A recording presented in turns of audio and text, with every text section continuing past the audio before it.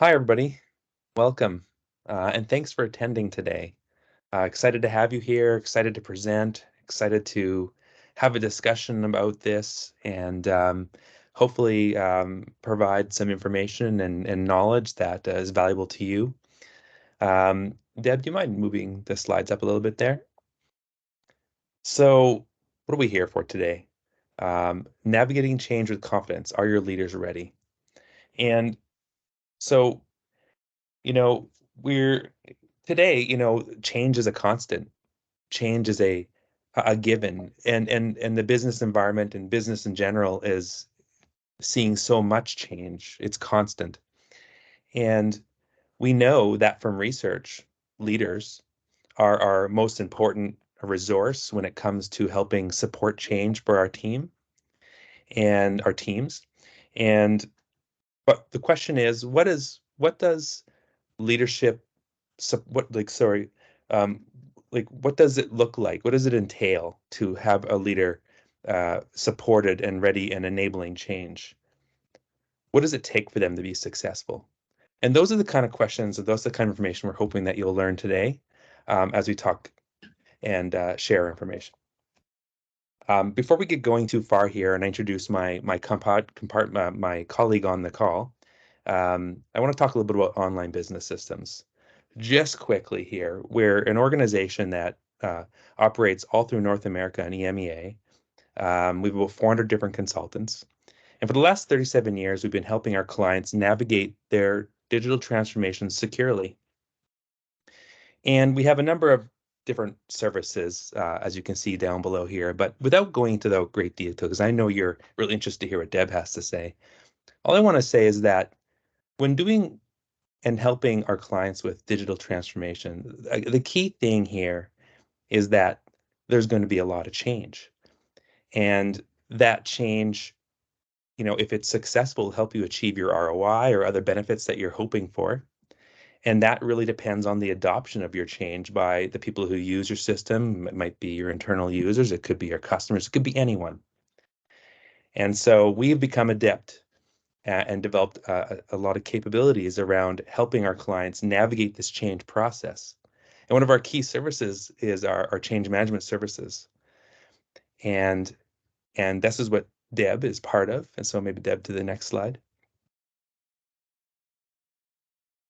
So I would like to take this opportunity right now to introduce Deb Campbell, who you can see on the call here. Hi, Deb. Hi, everybody. Yeah. Deb's a colleague of mine. So my name is Carl Schwab, and I'm the principal consultant in our digital advisory services at Online Business Systems. And Deb is one of my counterparts, and she's the our lead for change management, also principal consultant. And Deb has a very interesting story, a bit of a career story. Now, she's been operating as a change management professional for over 15 years right now. But earlier in her career, she started in a psychology space, and particularly she did some work in high conflict divorce. And then after she did some of that early on, she spent about 8 years in communications at the government of Manitoba. And you can imagine those two things together really prepared her to do professional change management for organizations like yours. Um, and her work with the high conflict divorce space, I'm sure, has helped her really manage the conflicts that you see in projects as well. So maybe it's a little bit easier, maybe it's a little bit harder. It's hard to say, Deb. Um, Without further ado, I would like to turn over the floor to you and give the opportunity to speak on our topic today. Okay. Thanks so much, Carl. And thanks everybody for taking some times out of your schedules to join me today. Yes, I do have that very interesting background, the combination of both, and the high conflict divorce has helped me in a lot of spaces, not just here at work. I consider myself a change management methodology agnostic. And so, what I mean by that is there are a number of different theories and methodologies employed by change managers, and all of them have value. So, you may have heard of ProSci or Cotter or people centered implementation. Most recently, there is lean and agile change to match the agile methodology of project delivery. I like to take the best of each of them and use that in my work, picking specific approaches depending on the types of changes that I'm supporting and the unique characteristics of the organizations. This image here is courtesy of Idea Leap and the Lean Agile Change methodology.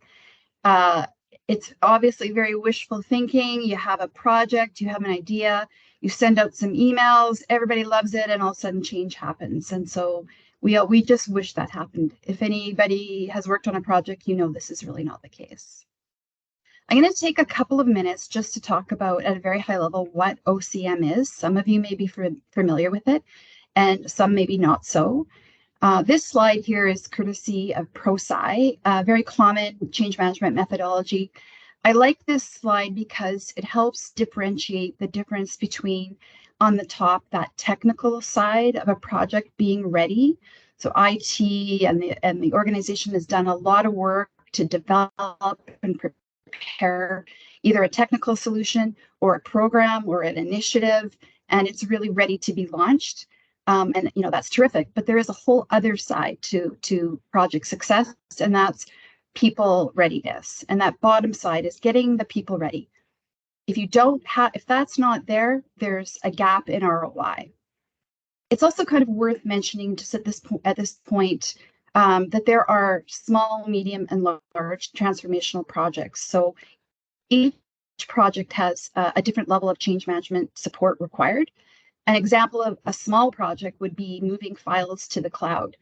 While that's a huge IT lift from the user end, from the people in your organization, it's actually not that big of a change. There's usually a fairly easy interface to use, and folks just need to kind of clean up their files and understand it's coming. So there is communications and training is really sort of enough to support a project like that. And then there's down, the spectrum, there are very large and major programs. So think about an HR rollout that, the federal government did, the Phoenix system. Not sure if you're familiar with that, but that was a great example of, a massive risky project where the technology and the people weren't ready before that was launched, and there was a lot of consequences to that.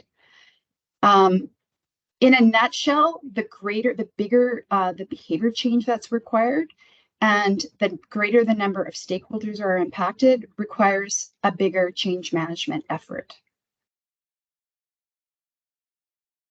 This is really one of my favorite slides to kind of give a high overview of change management, and this is from Change First. You can see from the slide there's installation there on the bottom, and then there's implementation and a value gap between the two. So installation is really what we were talking about earlier, launching the project, good, we've done it, and oftentimes that's where it ends and folks move on. And then they're confused why there isn't that full ROI. Ensuring that your people are ready, understand what it's about, have the training, have the adoption, know where to go to get help. That's the people end of the project that helps to close that value gap.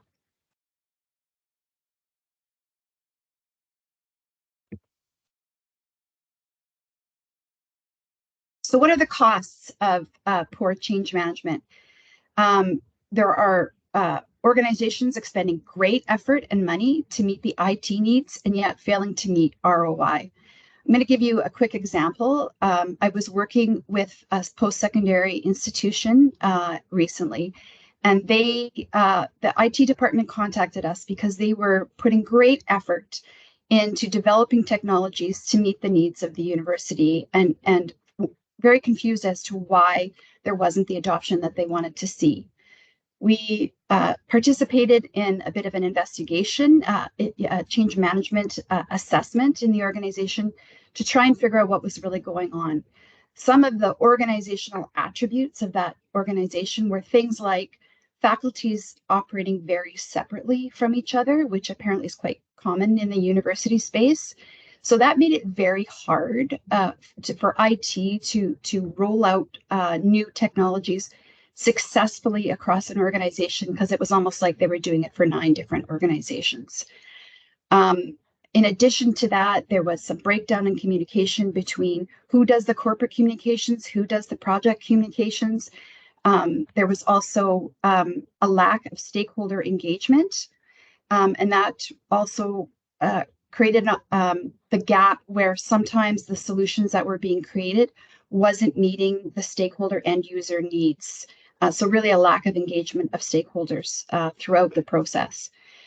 We recommended a number of different techniques to help mitigate those risks, including regular touch points with stakeholders, bringing stakeholders in early to the process, aligning the faculties by developing a change management committee that so that they could steward the changes within their own silos. So it's just an example. There are also many other costs to support change management. Of course, the sunken costs, the loss of increased productivity from employees adopting technologies that will support them with their jobs. And when you know, at the extreme end of the spectrum, when there is poor change management over and over and over again, you end up with a change legacy in an organization that's not very positive, and that can often lead to loss of key employees and staff turnover, retention problems. Just a minute, just a quick slide to show you this, that change management has really grown and changed over the last number of years. That on the very low end of the change maturity scale, there is, you know, basic communications and training, which I think most folks are familiar with when they think about change management. And though that and the next couple of levels were likely enough to get organizations through projects that were really like one-off or projects that happened occasionally, in today's climate, organizations have a great volume and velocity of change. And so the maturity, the change maturity of an organization needs to be there to meet those needs. So you might be able to sort of have a look at this spectrum and have maybe a gut check as to where your organization is on this change maturity scale. If you have great changes and lots of volume happening in your organization, then you really do need to invest in that change management infrastructure, and that most importantly includes support for leaders. Okay, let's get to what we're here to talk about today, which is the importance of leadership during change. On a very high level note, leadership and sponsorship have the greatest impact to change success, more than any other variable for project success. So as leaders really do carry the burden of change success. Okay, I'd like to involve everybody here. If you'd be willing to participate with me, Carl is going to drop a link into the chat. And we're going to, I would love to encourage folks to answer this question. What obstacles have you seen that interfere with project success? So this is a tool called Slido where you can get some interactive, immediate feedback. I'm going to switch over to that screen there. So if you take the link that Carl's provided for you and go in and answer this question. What obstacles have you seen that have interfered with project success? And this is a word bubble, so you don't need big, long sentences, but just some words. So I see lack of buy-in, no clear outcome, big one. Look over here on this end, compressed time limits, leadership resistance, very interesting, a good one. Stakeholder engagement, communication, no clear outcomes. Again, that's showing up as the biggest. It's huge. Aggressive dates, self-interest, fear, compressed time limits. Okay, so that's good. I think we have enough for our word bubble. Thank you so much for participating. Now, I'd like to ask you all a question, which is how many of these variables does change leadership influence or impact? Just to think about that for a minute. You can drop your thoughts in the chat if you'd like.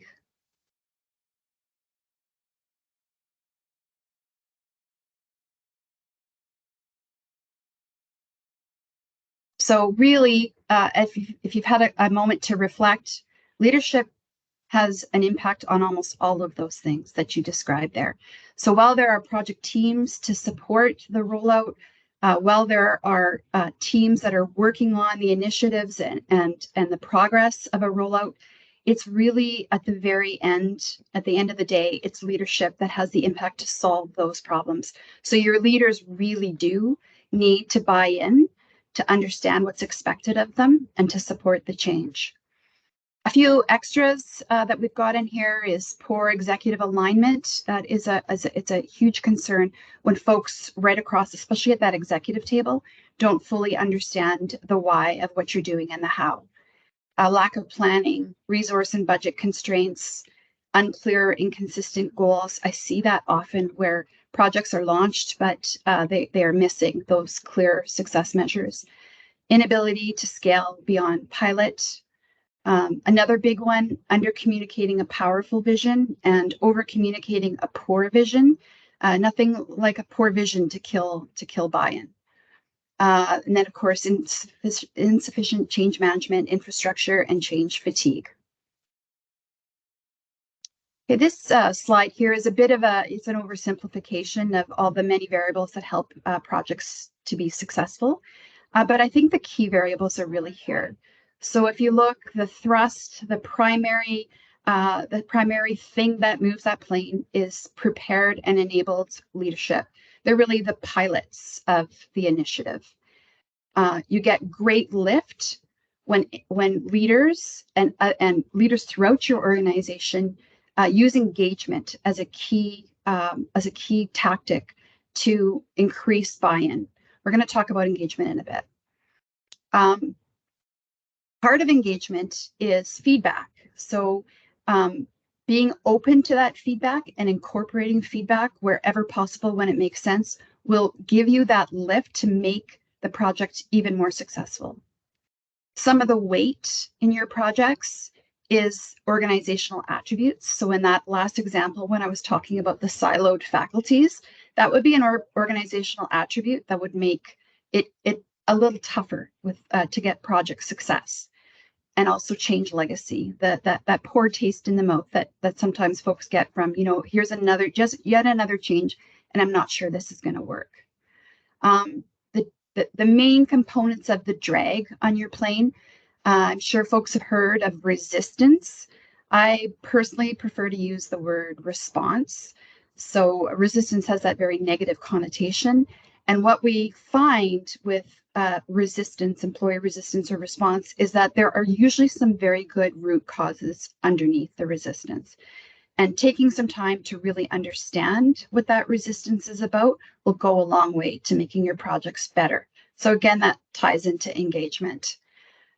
Weak vision and lack of success measures, both of those things which you folks have acknowledged in the word cloud, really contribute to those, to the drag on your plane. So the leadership and the engagement helping to mitigate the weight and the drag, if you will, of your projects. Now this guy looks like he's resisting, doesn't he? So just a quick word about resistance and what might be underneath that. Often, particularly in large organizations, there's a real lack of awareness and understanding of what's even going on. So folks will hear about things, there's inconsistent messaging, and they don't really fully appreciate what the benefits might be. Sometimes there's a concern about their job security or the impacts to their workload. Very real concerns that need to be understood and mitigated. The antidote to many of these underlying and root causes of resistance, again, is engagement, getting that feedback early on. Just going to share an example of resistance and the great value of doing a deeper dive to figure out what was really going on. I was working with a private insurance company that was rolling out a new technology to get feedback from customers in real time. So previous to that, surveys had been done at the beginning of a claim and then at the end of a claim. And that data was available, but was often available too late to do something to impact the customer experience. So there was a great value in having real-time feedback. So what that meant was if a customer along the way, either at the beginning of the claim or throughout, had indicated some dissatisfaction with how their claim was being managed, a real-time alert would go directly to the supervisor of the adjuster who was responsible for that claim. Sounds great, right? Get on top of that customer service and get it looked at right away. The resistance really came from, as you can imagine, the adjusters themselves. The organization already had a hard time with adjuster retention, didn't have enough bodies, as it were, to begin with. And so we're really concerned about the resistance that was coming from the adjusters. What we decided to do was take some time and do a couple of focus groups and really try and understand with those frontline adjuster stakeholders what was going on. What we found is that many of them indicated that there was already an issue with supervisor capability in terms of giving feedback. So we had supervisors who hadn't had a lot of training on giving feedback. And so when these issues happened, it became a very, very negative experience for an adjuster rather than something that could be supportive and a learning opportunity. We also found the adjusters shared many process issues that were existed in the processes at this organization that needed to be mitigated to make customer experience better. So it wasn't just their performance, but in fact there were some processes. And by doing this, they ended up not only understanding better what was happening for those adjusters and were able to mitigate and improve the conditions there, but they also gain valuable feedback because nobody knows the end user's world and the end user's job or the customer's experience as much as the front line. Okay, we're going to switch gears a little bit and talk about the idea that in fact work relationships are human relationships, and sometimes we forget that. This meme, is just a little light joke. I know many organizations will say we're family here, where in fact, we're not really family. But it's a good reminder that personal relationships, that work relationships are not that different than personal relationships. There, of course, are some differences, but the same relationship skills that you use in your personal life can be used and should be used in your work life. So I use an example in some of the training I do, a perspective-taking example, where, so say you just got a new promotion for your job, you're going to be moving to a different city, and let's say it's a city, that nobody is very familiar with, it was a small town, whatever it is, and you go home and you say to your family, we're moving, period. No engagement, no conversation, no real appreciation for the impacts on everybody else. Of course, you wouldn't do that. Sometimes business decisions that has to happen, but lots of time there's opportunity for engagement and feedback early in the process so that jointly you can co-create the best possible solutions. This graphic here, again, just shows that very high level difference between communication and engagement or dialogue. Often in organizations, especially large organizations, the communication tends to be one way. And so there'll be, announcements in a town hall. There might be emails. There might be ads posted on the internet, and it's more of a just informing. And that's not that those things aren't important, but we're talking about something a little different with engagement. We're talking about two ways. So what does engagement look like? It can be conversations about the change in your team meetings where leaders encourage feedback. It can be quick pulse checks or anonymous surveys just to see where the understanding is and where some of the barrier points might be. It can be conversations in one-on-one sessions if folks are really struggling with the change or just want to know more about it. It can be special meetings, even with senior leaders. So in one organization, we invited employees to breakfast with the CEO once a week. And that wasn't all employees, but groups of employees were afforded that opportunity to come and meet a senior leader and ask questions. and get to know more about the initiative. You can also have virtual drop-in sessions, virtual drop-in office hours, where folks are encouraged, if you've got questions or suggestions, come and join us. There's a wide variety of ways that you can engage, and that can be tailored to your specific organization. So we talked about, how engagement is really helpful to mitigate employee resistance, but there is another equally valuable reason why you should engage. And that is that you will almost always get important information from your teams that can be used to make the initiative even better. So here we have the onion, life is an onion, layers. I think Shrek said that. And it's really true. So, what the research tells us is oftentimes executives don't have full information about what is really happening at that front line. Team managers have more, team leaders have much more, and the staff themselves can almost always tell you where the problems are. So you get really great feedback and information about your initiative and what the concerns might be. So if you take a moment to think about the example I gave earlier, this is essentially what happened, is that those adjusters were thrilled to be asked, and they were thrilled to provide feedback to improve what was happening in the organization. So I encourage you to harness the power of your stakeholders to participate in solutioning when you can. It may surprise you. Okay, so I just wanted to share with you an example of engagement that I was part of recently. This particular organization was rolling out return to office. I like this example because everybody's got some strong feelings about return to office, and so you can imagine how tough it is to get buy-in for something like that, particularly when organizations are often not using either transparent or strong vision or compelling reasons for why that should happen.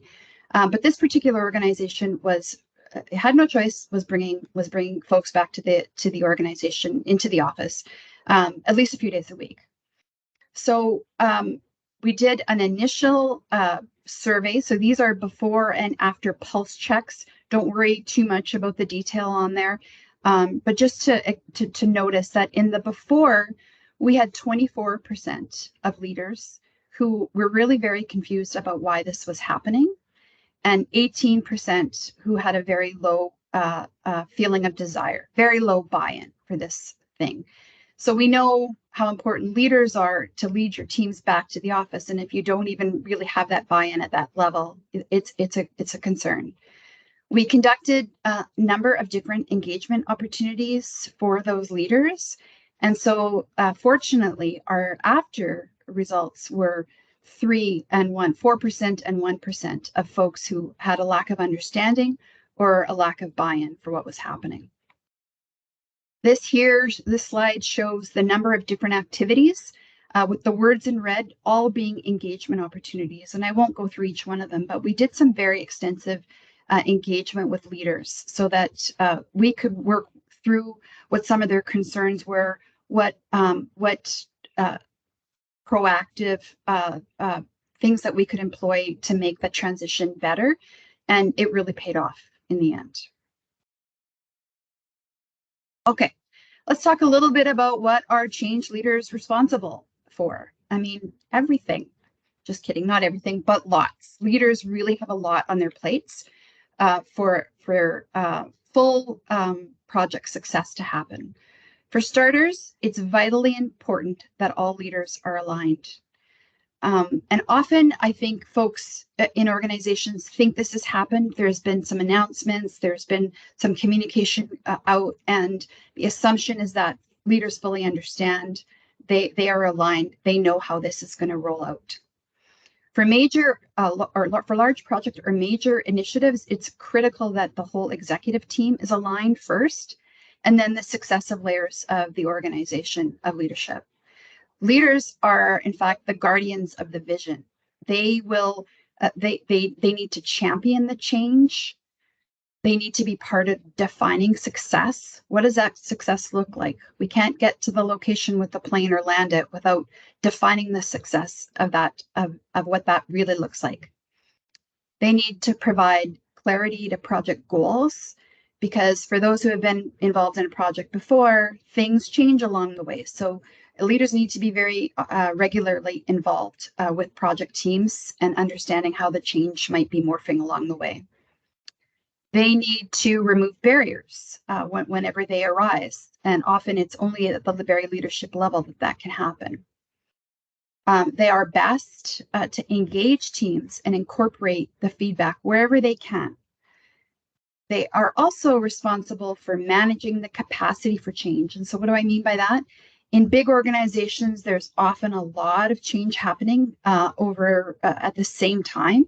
And so leaders, especially at that very senior level, need to understand what's happening in the organization, which stakeholder groups are being impacted by what change, and where there might be bump ups or conflicts. Is there a particular stakeholder group that can't manage A, B, and C change because B, C, D, and F are already happening? So managing change capacity and volume is an important function for leaders. Leaders need to also provide coaching and support to teams as change rolls out. And I'm going to share another example of an executive team that I worked with in the past. The CEO had crafted a vision to transform the organization, and the executive team was actually part of those initial crafting sessions. Sounds good so far. The issue was, as time went on, different perceptions developed about the what and the why. So when I arrived to support the executive with the change management 1 year into the transformation, I did a quick anonymous Slido survey with the group during an executive meeting. Anonymous is key here, by the way. The questions were roughly, can you describe what this transformation is about and why it's important? Really sort of the elevator speech. Can you list the benefits? Because this was going to be a major change and a major lift for this organization, as well as a culture shift. And can you identify the risks that needed to be managed? And there were many. In this very initial survey, we got a result that 30% couldn't answer anything of any of those three questions. So at 1 year, the executive team was not aligned and it was not fully understood what was happening, creating a very slim likelihood of success. It was an eye-opener for everybody. And the executive committed to doing a couple of alignment sessions immediately, and regular alignment sessions along the way to stay connected and understand what the issues were as we went. So my caution there is, sometimes if you think everybody fully understands, double check. You might be surprised. Okay, so finally, what does leader readiness look like, and how do we support them? We know how important leadership is, and we know that they can't take this on and the many other things that they do without help. Leaders need the help to be prepared and enabled, and they need support along the way when it gets bumpy. It's optimal to help leaders at the beginning of the change so that they're ready and can mitigate people risks right off the top. If you can sort through that and get them aligned and get them prepared, it will go a long way to your change initiatives. But if it can't happen in the beginning, if you're thinking, darn, I'm in the middle of a change right now and we haven't done any of this, and I can see some of these issues with our leaders, it's never too late. So there's still time to do some leadership alignment and shore things up. Okay, so the big buckets of what leaders need and what leader readiness looks like. Alignment, you've heard me say it a few times right now, is key. Leaders need to support and champion the change, and that's what that looks like. You'll know that's happening when you either survey or when you talk to them, there's support for the change. You'll know if you ask in anonymous surveys whether there's support or understanding. Just one thing I do want a little disclaimer, if you will. You don't need 100% support or 100% excitement to move on with a change, But what you do need is to ensure that folks have had a chance to ask questions and have them answered and understand why this change needs to happen. So what do you need to do to provide that alignment? You need to make sure there are engagement sessions and alignment sessions at the beginning and lots of opportunity for dialogue along the way. One great tool that I like to use is called a change canvas, a strategic change canvas. And I will talk about that in a couple of slides. And that's a really great opportunity and a great way to get alignment and to surface concerns and issues early and make sure everybody's on the same page. So alignment is vitally important. Leaders need to understand their role, what a big role that they do carry for the success of the change. They can be seen and heard. What does it look like? They can be seen and heard regularly throughout the change. They provide updates to what's going on with the project, and they're really out in front of the change. They demonstrate behaviors and practices that they want to see from all their stakeholders. There's nothing worse than expecting new behaviors from teams when the leaders themselves are not exhibiting those behaviors.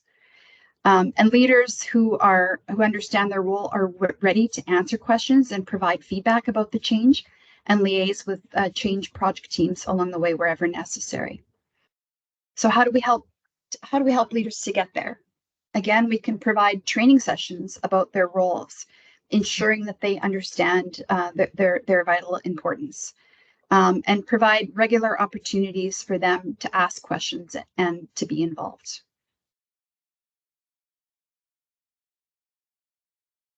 Another key to leader readiness is clear and consistent messaging. So we know that what it looks like is that leaders can clearly articulate the value and the why messages, that leaders are providing the same messages across the organization so there isn't that confusion about why we're doing this or what the benefits are, what the risks are. Leaders are championing the change and they're visible throughout the change. So there's a lot of there's a lot of information coming from leaders at regular points along the way. So there isn't that sort of initial kickoff and introduction and then nothing until right before launch. And leaders, this is vitally critical. Leaders are honest and transparent about the change and what is happening. When you aren't transparent, that really creates, in the absence of information, you get uncertainty, and that can really lead to some resistance. So how do we help leaders with consistent communications and clear and consistent communications? We provide them with toolkits so that they're all, they have supports to help them to communicate. We encourage them to take opportunities to communicate about the change in their team meetings, in their one-on-one conversations. We encourage them to dialogue. And then we provide opportunities for them to get clarification on questions that come up so that and then making sure that they close the loop on that to give the feedback. Leaders need to feel supported, and to have a support network. Again, really important. Now, this can either be the project team who are there to do that for them. It can be a change specialist who's working on the project who can help really take the reins on this function, or it can be somebody in your HR. But leaders need to know that the support is there for them when they have questions. And leaders need to know how to get that support and access it when they need it. In organization where they haven't had a lot of experience with change, it's also really important that they develop those skills, that there's coaching there that's available for them to develop those change management muscles. Anytime along the way, you're growing your skills, and so you want to grow that internal capability, that change capability in your organization.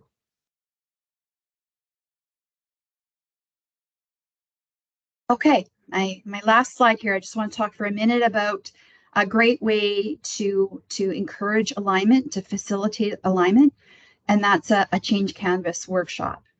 So a change canvas workshop the change canvas itself is really an iteration of the lean business canvas. So it's an opportunity to bring key stakeholders together for a period of time to solely focus on that particular one topic, which is the change or the initiative. Often leaders are very busy and they don't have time to have these conversations sort of along the way, or even in, executive or leadership meetings. This is a much more grassroots way to have a conversation about the change. You start with making sure that your sponsors and your project teams and that there's representation from each of the stakeholder groups present in the session. And it's really just an opportunity to clarify the vision, the why, the benefits, who the stakeholders are, and the risks that are going to be associated with this. One of the benefits of having a representation from each of your stakeholder groups is you're going to hear very early on at the beginning. Hopefully you get a chance to do this at the beginning of a change, what the concerns are, so you can start to mitigate those risks wherever possible. And with that end goal of course, having as great an ROI on your investment as possible. The Change Canvas session can be done in person, ideally in person, where you have a canvas, up on a wall and you have stickies and you go through the process of working this out together. Or it can also be done virtually using Miro. I was in a Change Canvas, helping to facilitate a Change Canvas session a number of months back, where during the conversation, the sort of full thinking through what was going to be happening with the change, somebody identified that, in fact, one of their stakeholder groups would be very negatively impacted by this change. That wasn't going to stop the change from happening, but it was really good to have that early identification of that problem so that could be mitigated. So a canvas, the benefits are, it facilitates the discussion. So the canvas itself is not really your outcome. I mean, you get it's a bonus of the session, but what you get is that opportunity to have that discussion. In and of itself, it helps to create alignment. It makes sure that your project team and all your stakeholders are really on the same page. It gets concerns and barriers out on the table very early so that you can deal with them. Often this doesn't happen in projects. There's an opportunity for everybody there to share their perspectives, which is very valuable. And finally, key is that stakeholders feel heard and that they've had an opportunity. I'm going to leave you just with this quote. It's today's uncertain climate, leaders at all levels in the organization are involved in managing change.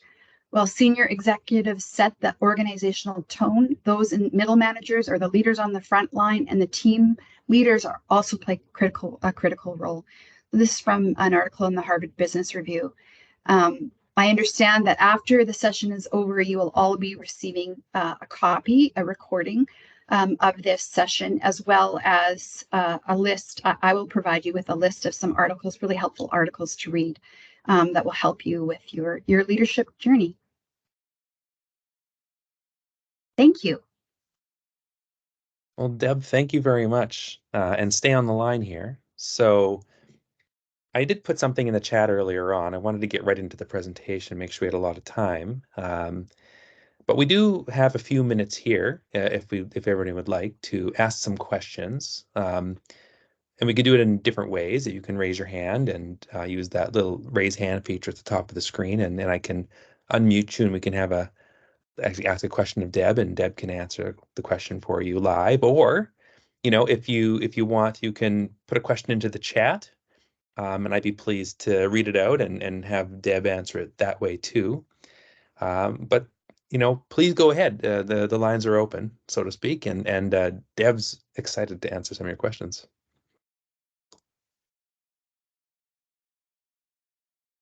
Don't be shy. So, Cheryl had a question, Deb, and I'll read it out here.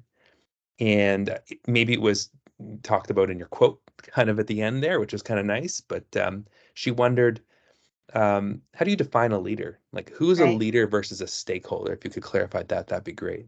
Right. Okay.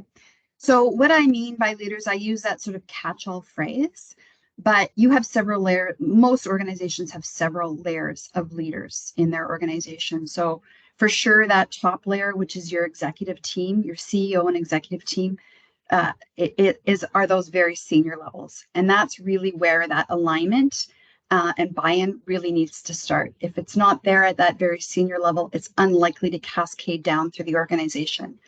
The next level of leaders often is your senior leadership team, directors, for instance, and they too need to have alignment and an understanding of their roles. And then you've got, team leaders and supervisors and those sorts of things. So I'm talking about anybody with a people manager role, a capacity, who will have influence over, the responses that they get from their teams. So that's what I mean by leaders. Of course, anybody in an organization can be a leader, it can be a champion. And often in changes, we will organize a change champion group made up of frontline folks, and they would in some ways be considered a leader in this example also. But what I mean by leader is those who are people managers and who have that kind of influence on team members. Yeah, I hear what people, they want to go to their manager.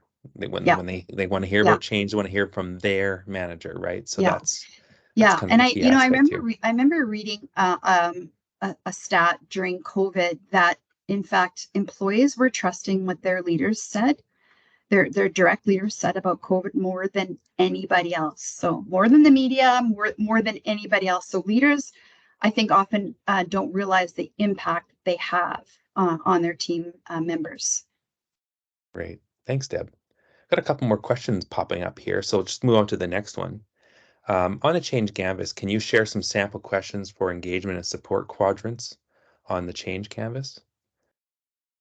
So the canvas is, the workshop itself can tend to seem a bit chaotic because there are so many different players in the room and there's sticky notes and they're thinking. They can be designed either way. They can be designed with a bit more of a free flow to them, or they can be designed in a much more structured way. And that really depends on, again, the attributes of your organization and what makes most sense for your group. So what I do in the beginning is start having the sponsor of the project talk about the project and what they see, the goals and the vision and the success measures, what those really are, and then work through the change canvas one piece at a time. So is there anybody who wants to add to that vision or that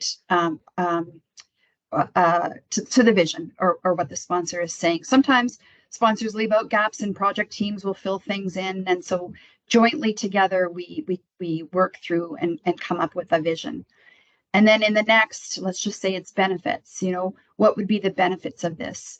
And in that case, we go around to each stakeholder group, project teams, the team lead, like whoever is participating there, to see what they see as the benefits are, and we add them to the change canvas, and so on right through. So questions, I do them in real time, to prompt folks to think through what they might want to offer in each one of those quadrants. So there isn't a stereotypical question to ask to move folks through. Usually people have no problem identifying risks. So, that's a category, an area where people are very freely, adding stickies to the board about what they see the risks are. As they do sometimes need a bit of prompting in some of the other categories, but we get there. I hope that answered your question.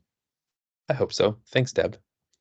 There's another one here from Andrew. Are there studies highlighting the financial benefits of implementing a change management program?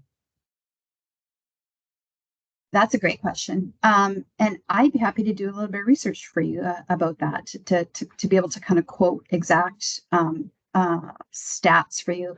What I know from the bulk of the research is that you have a 7 times greater likelihood of project success when there's a really strong change management infrastructure built into the organization and built into the project.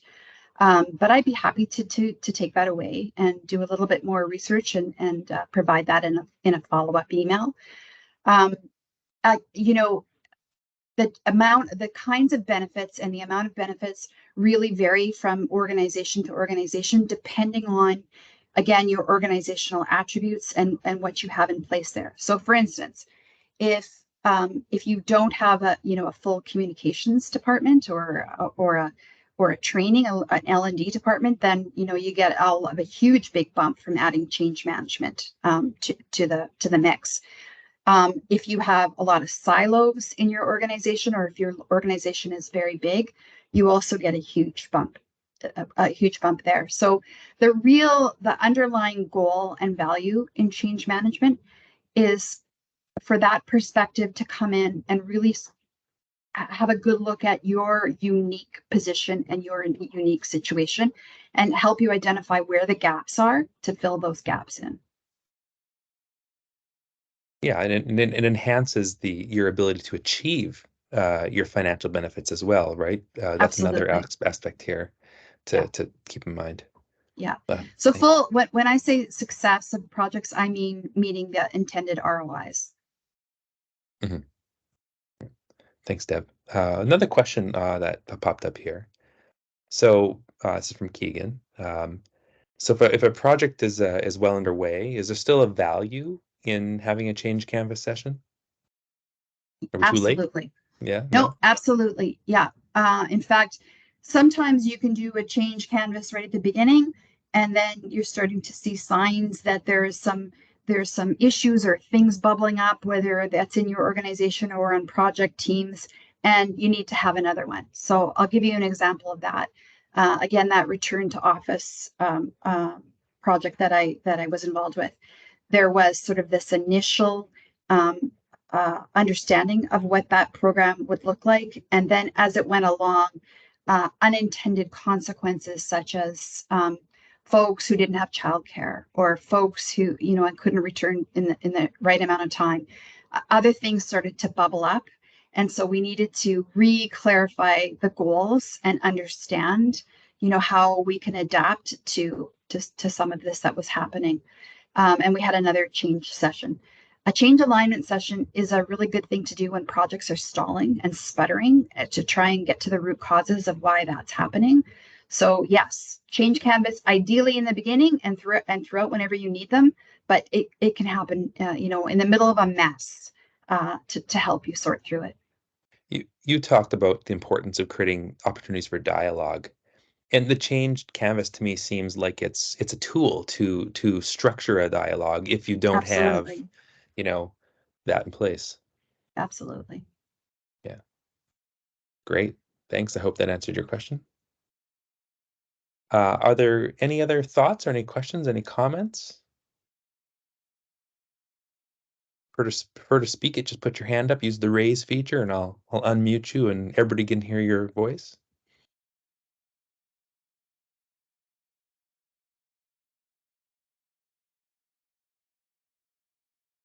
Okay, great. So it seems like we've got everybody who wants to speak an opportunity, and don't you worry. Deb or I, have not disappearing after this, and especially Deb. Yes, the call will end, but always available to answer questions along the way for anyone else who attended. I just want to talk a little bit about next steps here, and you just sat and you listened to Deb impart some knowledge, and she talked about the change canvas and its value, and maybe it's something you've never done before. Maybe you would feel like there would be an opportunity that your team or your organization or functional unit, whoever you're working with, would like maybe benefit from this, but it's a little bit daunting to start and do it on your own, and you'd like a little bit of support. So what we're offering, or what an opportunity is we're putting for you, is to reach out. You can reach out to Deb or myself, and we'd be just absolutely happy to support you in doing your first, or doing one as an example for your team, so you can see what it really looks like. Of course, we can offer. It's usually, these sessions usually, Deb, like they're usually 1 to 2 hours, I suppose, something in that zone, right? Depending on the significance of the change and the number of people in the room. The more people in the room, you want to make sure they all have airtime and have an opportunity to speak. So a little bit more time there, depending on that. But we'd be pleased if you reach out to us to support you in that and have a conversation and have a bit of a workshop for a couple of hours. We could do it virtually, so it doesn't include any kind of travel or anything along those lines. So with that in mind, you know, please feel free to reach out and thank you very much. And we'll just go to the next slide because I want to say thanks to everybody for attending and coming and asking questions and being active and hopefully we provided you with a bit of new information that you didn't have before or minimally refreshed you on the things you knew in the past and just brought it to the forefront so you can bring it and use it in your changes that you're implementing in your organization. And Deb, I wanted to thank you. I think you gave a fantastic discussion or a presentation to people here today, and I hope they found it valuable. I certainly Thank you. did. These are the things that, I will often help deploy, but sometimes you forget about some of the nuances and how important it is to really engage leaders at every step of the way, at every layer of the organization through the thing to get so you get the best results. Right. For those on the call here, we've got our contact information on this slide, but don't you worry, it'll be also included in the send out package as well. Just want to reiterate that you can reach out to Deb if you want to, or myself if you want to have a discussion around that change Canvas workshop. As well, if you'd like to talk about any one of our other services, I put on that red slide near the top of the presentation. Just send a note to me, and I'd be pleased to have a conversation with you. Great. Great. Okay. So I think that is that. Thank you. Thank you, everybody, for coming. Thanks, everybody. Have a great day.